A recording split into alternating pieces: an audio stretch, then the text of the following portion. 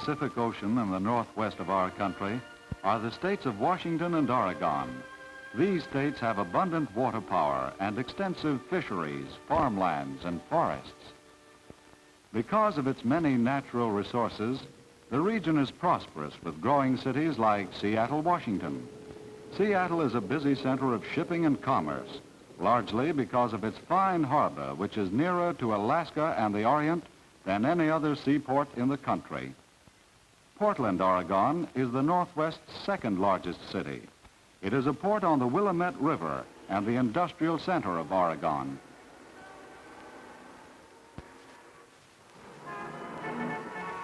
Northwestern cities are among the youngest in the country and are still growing. As they spread out, the woodlands which surround them are being turned into residential areas. Electricity for the homes and industries of the Northwest is generated by dams on the Columbia River. Grand Coulee Dam is the largest dam in the world. The water it stores up can be released as needed, either for making power or for irrigation.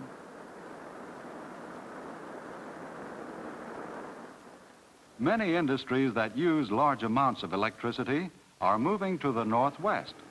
Because of its supply of hydroelectricity, the Pacific Northwest has become a center of aluminum production.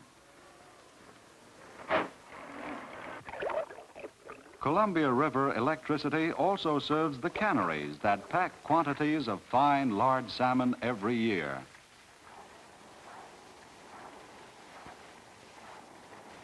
Pacific salmon fisheries have helped make the Northwest prosperous. So that there will always be enough salmon, laws have been made to limit the size of the catch and thus protect this valuable fish. On the dry, rolling hills east of the coastal mountain ranges in Washington and Oregon is one of our nation's largest wheat growing areas. The soil of these great wheat farms is rich in volcanic minerals. The harvesting is done almost entirely by combines. In the irrigated valleys on the eastern slopes of the mountains, the soil and dry, sunny weather are favorable for growing apples.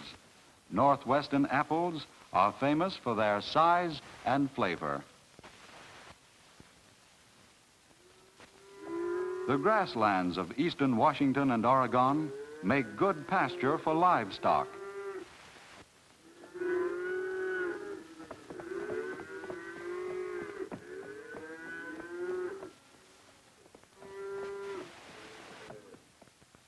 But of all the natural resources in the Northwest, none is more valuable than the tremendous forests of evergreen trees, which provide almost half of the lumber in the United States. Trees grow best where there is rain.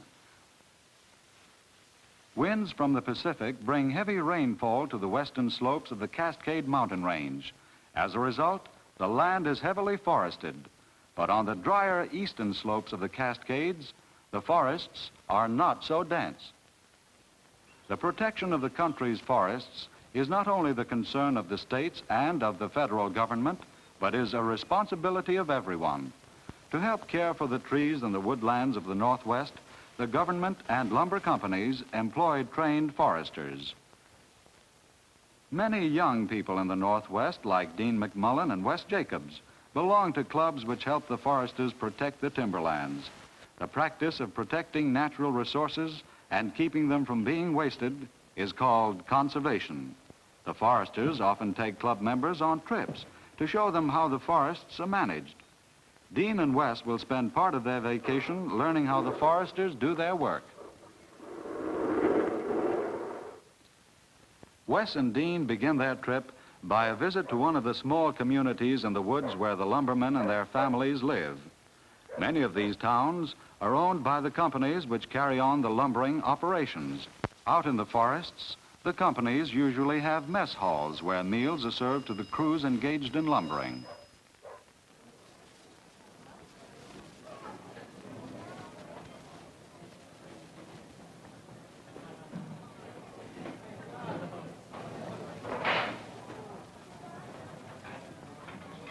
At their first meal, the boys meet one of the foresters who is employed by the company to advise on the care of the trees.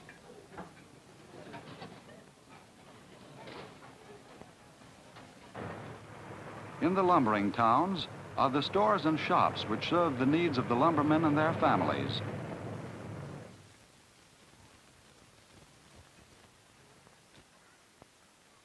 Although these communities are many miles from the big cities, the people living in them are able to buy what they need to live comfortably all through the year. Dean and Wes buy the kind of clothing the lumbermen wear in the woods.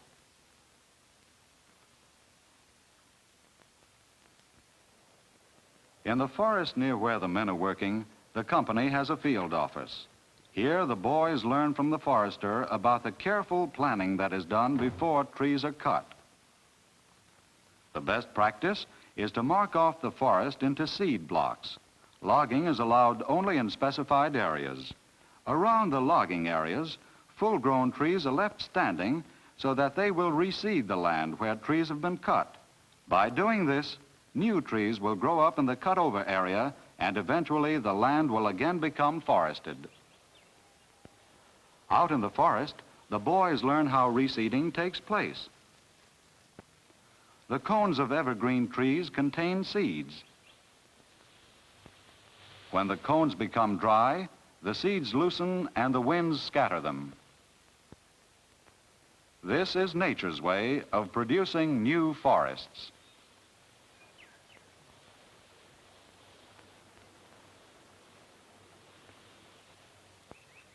After the logging areas have been selected, the forester goes into the woods to mark off their limits.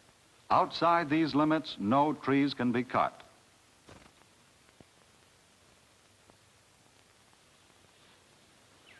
Usually, the trees on hilltops are left standing so that their seed will be scattered as widely as possible. Both boys help the forester to mark off the logging area. The tree that Dean marks will show the woodsman one corner of the area in which trees may be cut.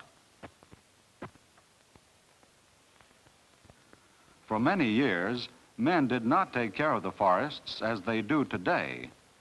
As a result, one of our great natural resources was wasted. Unless the remaining forests are protected and new forests started, the people of the nation will someday not have enough lumber for their needs. The Douglas fir trees of the Northwest are the most valuable timber crop in the country.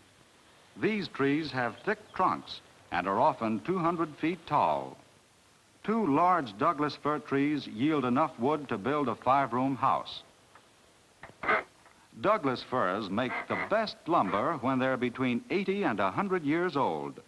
The foresters learn the age of a tree by boring into the trunk.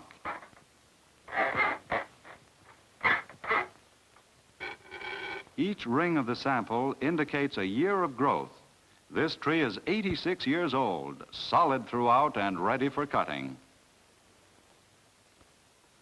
Lookout towers are built on high places throughout the forests. Watchers are always on guard against fire, which is the most vicious enemy of the timberlands. When smoke is seen, the fire watcher determines its direction from his lookout station.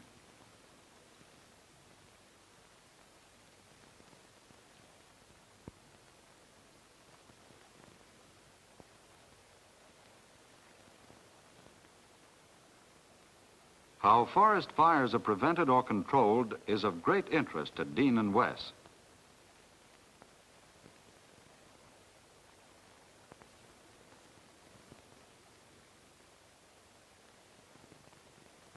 The watcher communicates with other towers and nearby forest fire stations by radio. As soon as a second tower sights the smoke and reports the direction from there, the exact location of the fire can be determined on the map in the forest fire station.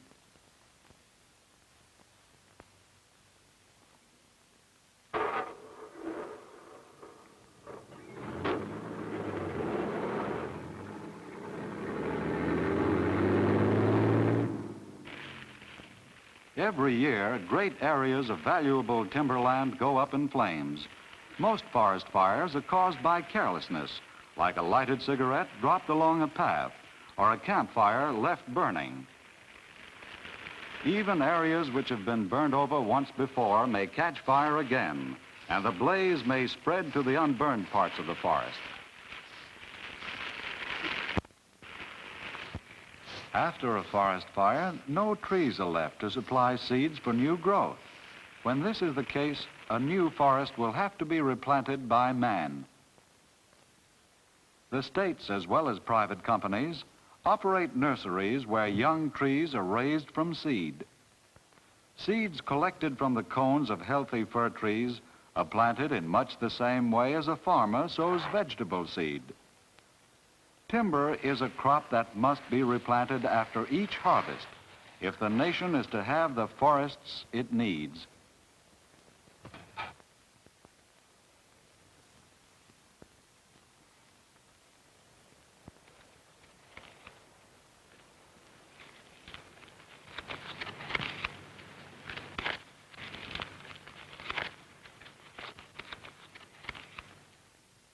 The seedlings are cultivated in the nurseries until they are big enough for transplanting. This takes about 2 years. The nurserymen care for the young trees in much the same way as a gardener tends his plants.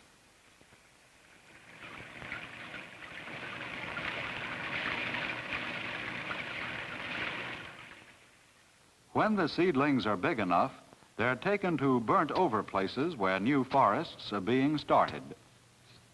Even after growing for 15 years, Douglas firs are not much taller than Wessendine. Because trees grow so slowly, the men who take care of our forests must plan far into the future.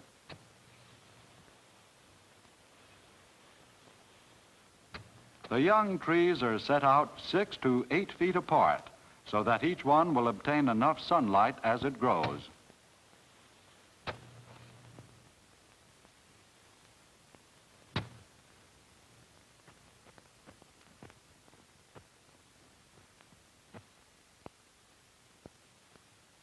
At the age of 60, a healthy Douglas fir tree is 100 feet tall.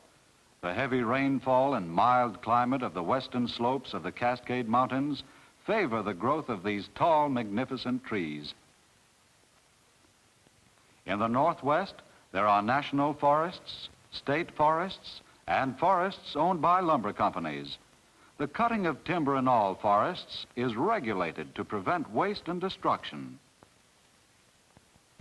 Cutting down a big tree by hand is a slow and difficult job. Today, a great many power saws are used in the forests of the Northwest.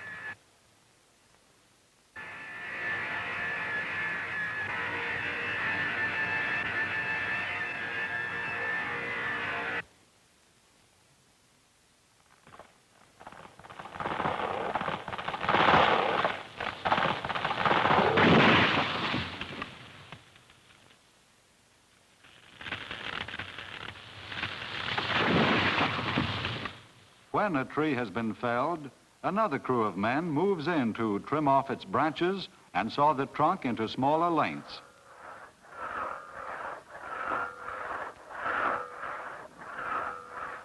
An experienced lumberman specifies the lengths into which each tree be cut. After the logs have been cut to proper length, they're hauled to a clearing. When the logs have been collected, they will be transported to the sawmill.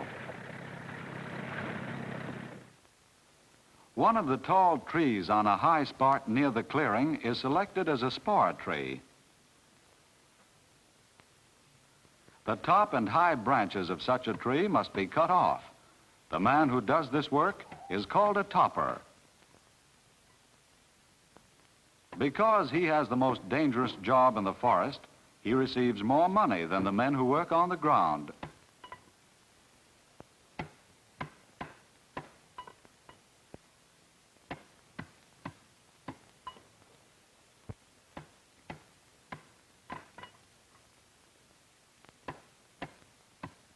As Dean and West can see, the topper must know how to make an accurate cut so that the treetop will fall clear of him.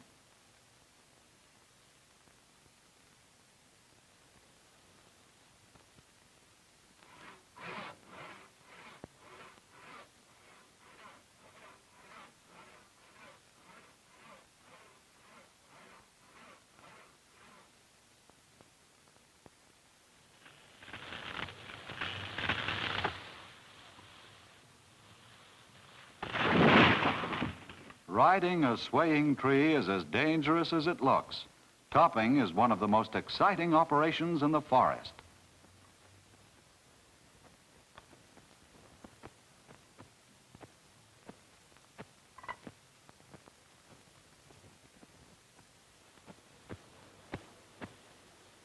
Wes and Dean enjoy meeting the man who climbs so high.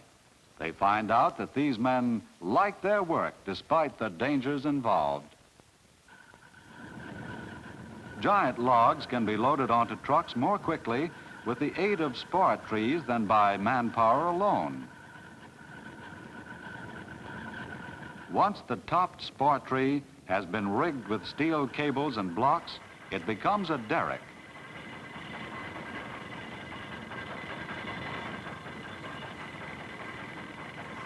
With this derrick, logs can be lifted over stumps and other obstacles to load on trucks. The power for the wooden derrick comes from portable gas or diesel engines.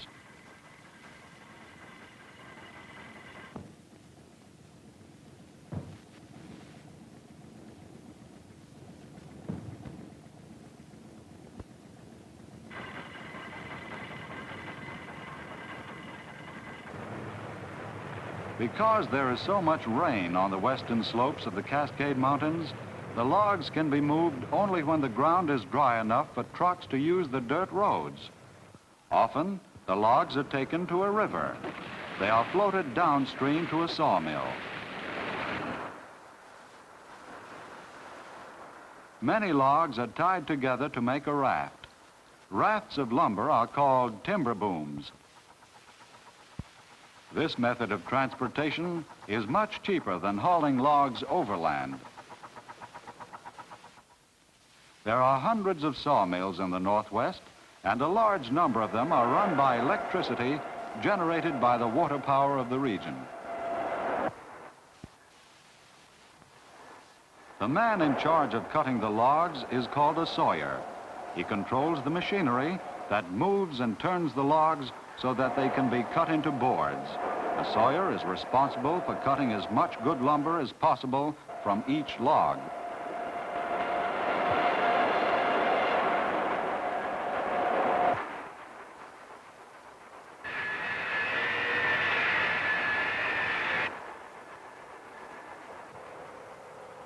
Once the rough timber is sawed into boards, it is called lumber. After being cut into a variety of lengths and thicknesses, the lumber is ready to be shipped all over the country.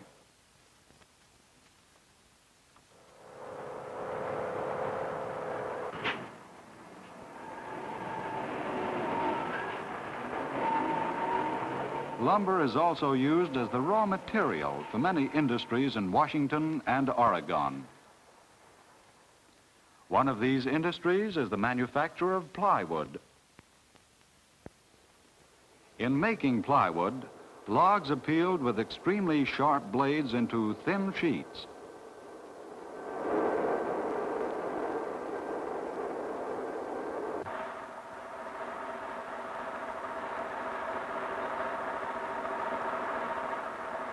When the sheets have been glued together, they make wide boards that are very strong. The manufacture of wood pulp for paper and plastics is one of the Northwest's many new industries that make use of the products of the forests. Pulpwood seldom comes from the giant Douglas firs used for lumber, but from other smaller evergreens.